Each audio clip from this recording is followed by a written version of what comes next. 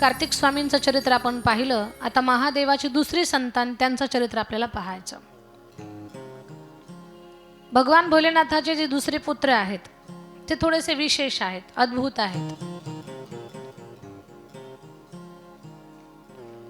आपल्या सगळ्यांना माहिती आहे की माता पार्वतीनं त्या पुत्राची निर्मिती केलेली आहे. माता पार्वती स्नानाला जातात आणि शिवजी अचानक आतमध्ये येतात. माता पार्वती सांगतात, भोलेनाथ, असं तुम्ही अचानक आतमध्ये येत जाऊ नका. तुम्ही मला अगोदर कल्पना द्या, तुम्ही आतमध्ये यायचं का नाही, मी तुम्हाला सांगत जाईल. पार्वती, मला लक्षच राहत नाही. तू कोणाला तरी दारामध्ये बसव की जेणे कारणानं ती बसलेली व्यक्ती मला अडवेल. मग कार्तिक स्वामींना बसवलं.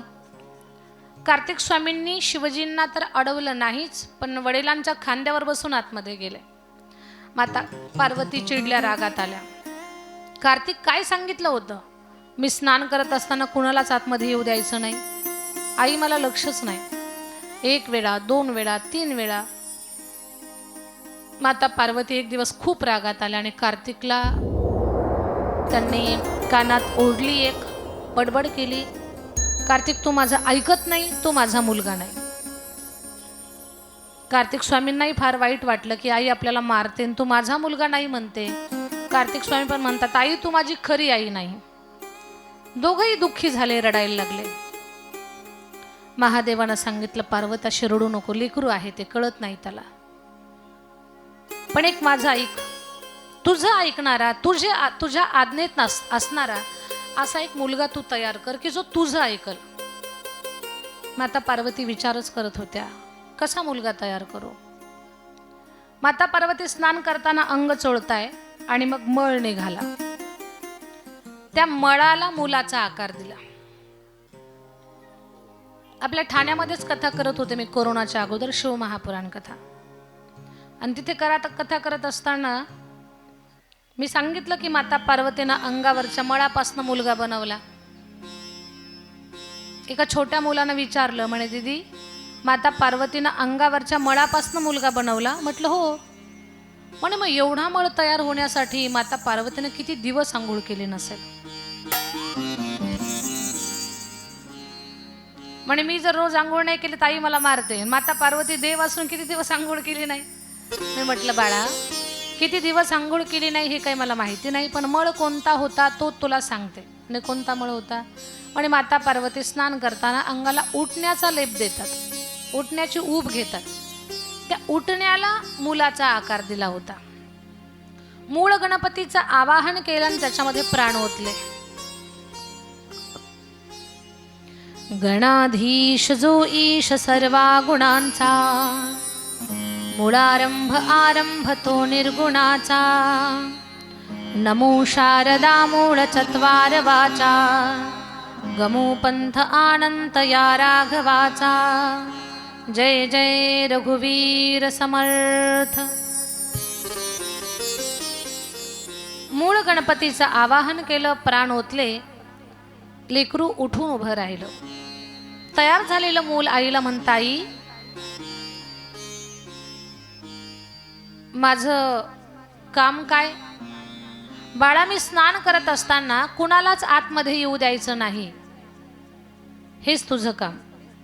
आई, मी एखाद्याला अडवलं आणि अडवणारानं मला विचारलं, आम्हाला अडवणारा तू कोण, माझं नाव काय? आई, बेटा, तू माझ्या विनयाचं रक्षण करशील म्हणून मी तुझं नाव विनायक ठेवते. गणपती बाप्पांचं पहिलं नाव विनायक भगवान. भगवान गणेश दारामध्ये बसले, माता स्नान करतायत, तेवढ्यात शिवजी आले.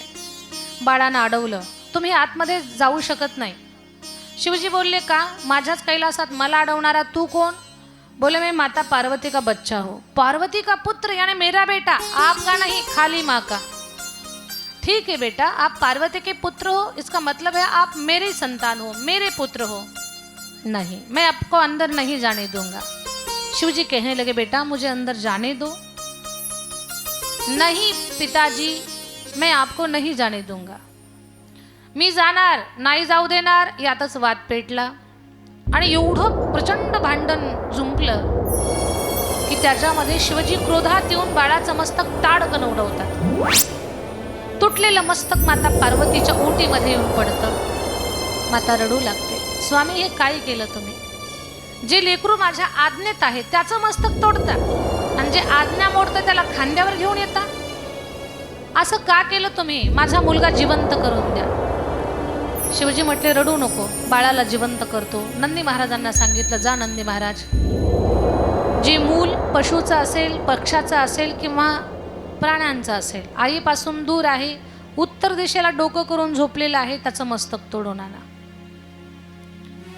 आता शहरात जागेची अडचण असते, घरांची रचना, या सगळ्या गोष्टी अडचणीच्या असतात. पण जिथपर्यंत आपल्याला शक्य होईल तिथपर्यंत काही गोष्टी आपण जपण्याचा प्रयत्न करावा. जसं की जुनी लोक सांगतात, उत्तर दिशेला डोकं करून झोपू नये. उत्तरेला डोकं करून झोपलो की उठताना दक्षिणेला तोंड होतं. पण आता तुम्ही खूप सगळ्यात देशात जास्त वेगवान शहर म्हणजे मुंबई आहे. इथे खायला वेळ नाही, फिरायला वेळ नाही, कामच काम, सगळी माणसं व्यस्त. तेवढ्यातून तुम्ही या सगळ्या धार्मिक गोष्टी जपताय. राहायची किती मोठी अडचण आहे. गावाकडे एकरावरी इमारती असतात, बंगले असतात. पण मुंबईसारख्या शहरात तेवढ्या किमतीची घरं, शहरात छोटी छोटी, किंमत तेवढीच, फक्त आकार लहान. मग घर आपल्याला पाहिजे तसं कधी कधी नसतं मनासारखं. मग दिशा कोणती, कोणत्या दिशेला डोकं करावं, काय करावं, हे थोडं अडचणीचं जातं. पण तरीही तुम्हाला जेवढं शक्य होईल तेवढं आपण जपण्याचा प्रयत्न करा की उत्तरेला डोकं करून झोपू नये. जर तसं झोपाल तर उठताना दक्षिण दिशेला तोंड होईल. आणि दक्षिण दिशेला तोंड करून उठावं हे आपल्या शास्त्रामध्ये नाहीये. तशी कुणाची घराची रचना असेल आणि अजिबात काही व्यवस्था नसेल तर अशा लोकांनी, तशी वेळ येत असेल आपल्यावर तसं झोपण्याची, तर भगवान श्री शंकराचं नामस्मरण करून, रामकृष्ण हरी करून नामस्मरण करून एक 11 वेळा म्हणा, 21 वेळा किंवा एक जपमाळ जपून तुम्ही जर झोपी जाल तर तुमची झोप सुखाची, तुमचं आरोग्य चांगलं ठेवण्याची जबाबदारी भगवंतावरती राहील. एवढं तुम्ही करू शकता. हा मार्ग मी या व्यासपीठावरनं सांगेन तुम्हाला. पण ज्यांच्याकडे व्यवस्था आहे, काहीच अडचण नाहीये, अशा लोकांनी बहुतेक शास्त्र सांभाळण्याचा प्रयत्न करा की उत्तर दिशेला डोकं करून आपण झोपणार नाही. याचं भौगोलिकही कारण मी ऐकलेलं आहे संतांच्या तोंडून की उत्तरेला डोकं करून आपण जर झोपलो तर आपल्या देशाची भौगोलिक रचना अशी आहे, उत्तरेकडे डोकं करून झोपाल तर मेंदूमध्ये रक्तस्राव होण्याचे, मेंदूचे आजार होण्याची शक्यता असते.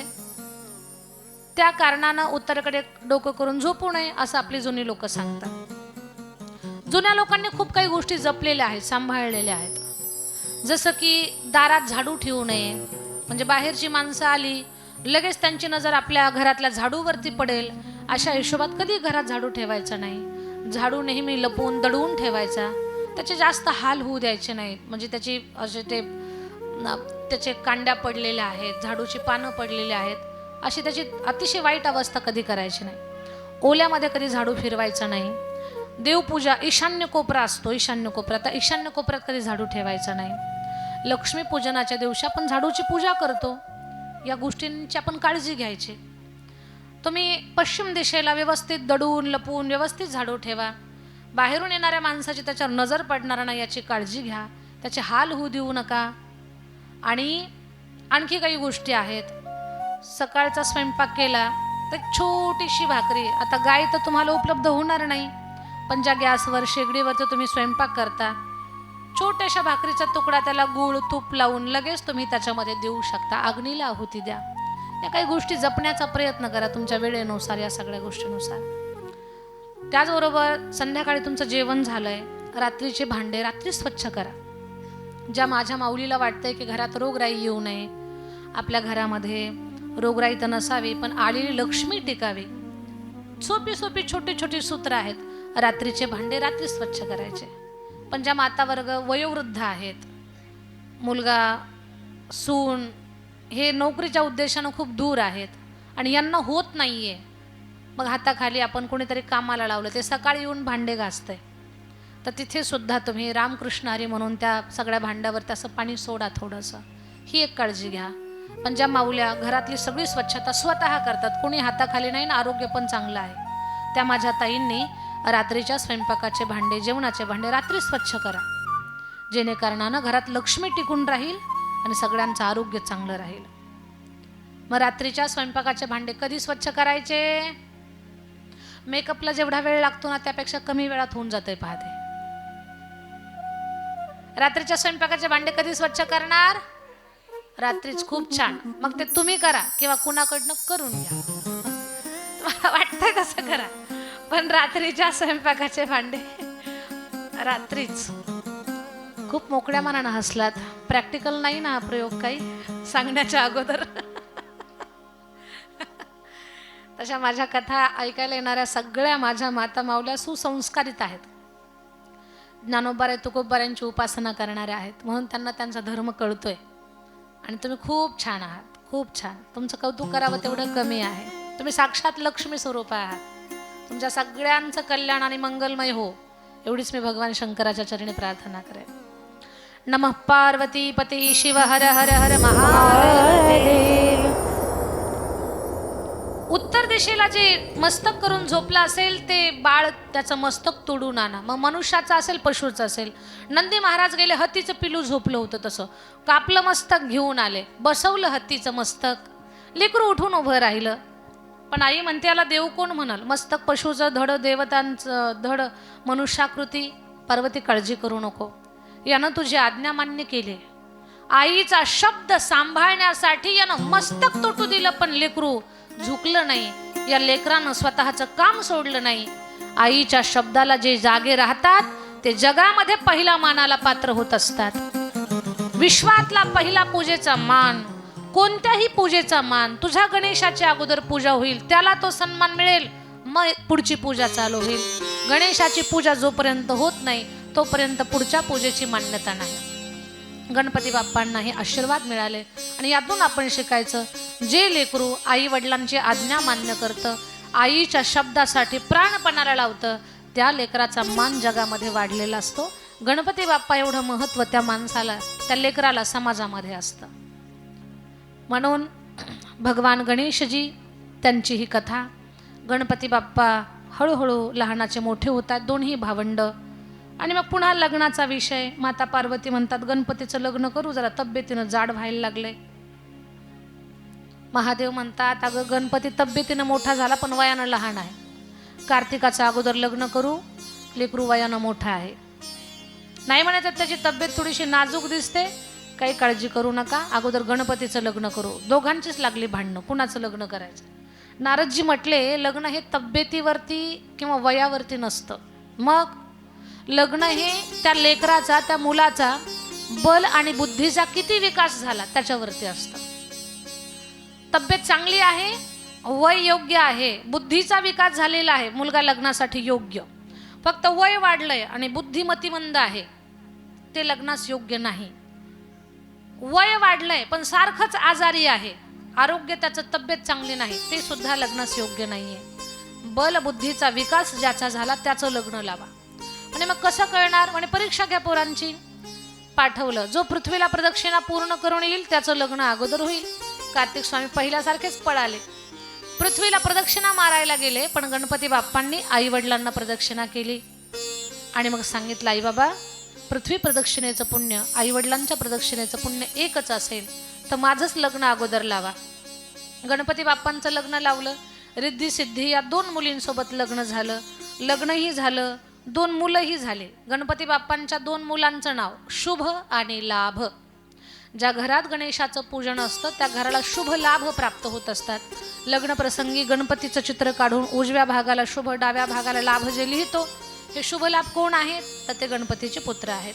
आपल्याला एक सवय आहे, घरात प्रवेश करताना गणपती बाप्पांचं चित्र फरशीमध्ये, फ्रेममध्ये, दरवाजाला गणपती बाप्पांचं चित्र. चांगली गोष्ट आहे, काही हरकत नाही.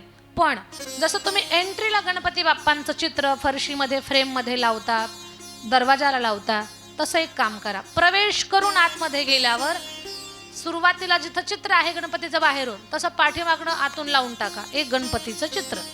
दरवाजाला असेल तर मागणं दरवाजाला गणपतीचं चित्र लावा, जेणे कारणानं आपल्या घरामध्ये दरिद्रता येणार नाही. गणपतीचं आपल्या घरात येणं, त्यांचं नाम, त्यांचं गुणगान, त्यांची पूजा हे मांगल्याचं प्रतीक आहे. ज्या घरात गणपतीची उपासना असते त्या घरामध्ये सारखे उद्योग असतात, ती माणसं सारखी उद्योगात असतात आणि त्याच्यात लक्ष्मीचं चलन राहतं त्या घरामध्ये. पण त्याच्यासाठी एंट्री करताना जर गणपती बाप्पा असतील तर आतून गेल्यानंतर सुद्धा मागच्या बाजूनं गणेशजी लावून टाका, एवढी एक गोष्ट सांभाळा. तर गणपती बाप्पांचा विवाह झाला. कार्तिक स्वामींना कळालं आपल्या भावाचा विवाह झाला, नाराज झाले आणि रुसून मामाच्या गावाला गेले, क्रौंच पर्वतावरती. मग तिकडे जाऊन काय करतात ते तर आपण पाहणार आहोत, पण तो कथाभाग उद्याच्या कथेशी जोडलेला आहे म्हणून या कथेला इथे थांबवते. आणि भगवान महादेव यांनी कार्तिकाकडनं दृष्टांचा संहार केला, गणपतीकडनं दृष्टांना दंड दिला, पार्वतीच्या मदतीनं दुष्ट लोकांना दंड दिला. महादेव दुसऱ्याकडनंच लोकांना दंड देऊन घेतात का? तर नाही. महादेव स्वतः सुद्धा जगत कल्याणासाठी असुरांचा नाश करतात. नाश करता करता त्यांचा नाश, जगाचं कल्याण आणि त्या असुराला मुक्ती देण्याचं काम, एवढे दयावान महादेव आहेत. महादेवाच्या हातानं जी जी राक्षसं मेली त्या राक्षसांना सुद्धा सद्गती प्राप्त झाली. एवढे कृपाळू आहेत महादेव. या महादेवानं कुणाला मारलं, काय मारलं? अनेक राक्षस, त्यातलं एक युद्ध आपण पाहणार आहोत. अष्टविनायका तुझा महिमा कसा, अष्टविनायका तुझा महिमा कसा, अष्टविनायका तुझा महिमा कसा, अष्टविनायका तुझा महिमा कसा. दर्शनाचा लाभ घ्यावा भक्तांनी असा, दर्शनाचा लाभ घ्यावा भक्तांनी असा. अष्टविनायका तुझा महिमा कसा, अष्टविनायका तुझा महिमा कसा, अष्टविनायका तुझा महिमा कसा, अष्टविनायका तुझा महिमा कसा. मोरया मोरया मंगलमूर्ती मोरया, मोरया मोरया मंगलमूर्ती मोरया, मोरया मोरया मंगलमूर्ती मोरया, मोरया मोरया मंगलमूर्ती मोरया, मोरया मोरया मंगलमूर्ती मोरया, मोरया मोरया मंगलमूर्ती मोरया, मोरया मोरया मंगलमूर्ती मोरया, मोरया मोरया मंगलमूर्ती मोरया, मोरया मोरया मंगलमूर्ती मोरया, मोरया मोरया मंगलमूर्ती मोरया. गणपती बाप्पा मोरया, मंगलमूर्ती मोरया, गणपती बाप्पा मोरया, मंगलमूर्ती मोरया. 1 2 3 4 गणपतीचा जय जयकार, सर्वांनी म्हणा. 1 2 3 4 गणपतीचा जय जयकार. राक्षसाला पण घेऊन या लगेच, वेळ कमी आपल्याकडे. चला शिव आणि राक्षस सर्वजण चला. 1 2 3 4 गणपतीचा जय जयकार. आला रे आला गणपती आला, आला रे आला गणपती आला. गणपती बाप्पा मोरया, मंगलमूर्ती मोरया, गणपती बाप्पा मोरया, मंगलमूर्ती मोरया, गणपती बाप्पा मोरया, मंगलमूर्ती मोरया. पार्वती पते शिव हर हर हर महादेव. भगवान शिव राक्षसांचा निपात करतात. भयंकर असे राक्षस महादेवासोबत द्वंद्व करण्यासाठी सज्ज झालेले आहे. प्रचंड हाहाकार त्यांचा चाललेला आहे. महाभयंकर राक्षस युद्धासाठी सज्ज झालेला आहे. भगवान भोलानाथ त्यांच्यासोबत प्रचंड युद्ध करतायत.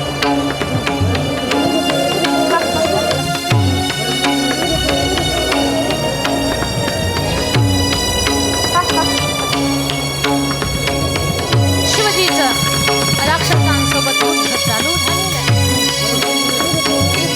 महाभयंकर युद्ध. एक एक करून राक्षस मरतात.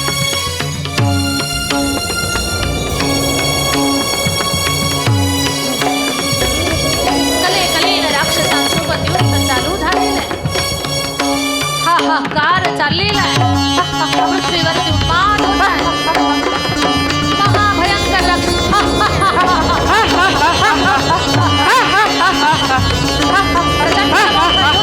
चाललेलं आहे भगवान श्री शंकर